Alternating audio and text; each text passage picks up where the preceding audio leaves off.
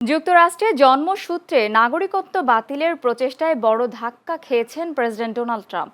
Supreme court তার নির্বাহী আদেশ খারিজ করে দেওয়ার পর ট্রাম্প কংগ্রেসের মাধ্যমে আইন পরিবর্তনের ইঙ্গিত দিলেও সংবিধান বিশেষজ্ঞদের মতে এটি বাস্তবায়ন করা অত্যন্ত কঠিন। তাদের ভাষ্য, যুক্তরাষ্ট্রের সংবিধানের 14তম সংশোধনী জন্মসূত্রে নাগরিকত্বের অধিকার নিশ্চিত করেছে।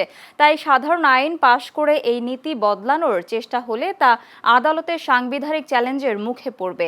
ট্রাম্প অবশ্য জন্মসূত্রে নাগরিকত্বকে ব্যয়বহুল ও অন্যায্য আখ্যা দিয়ে রিপাবলিকান আইন প্রণেতাদের নতুন উদ্যোগ নেওয়ার আহ্বান জানিয়েছেন।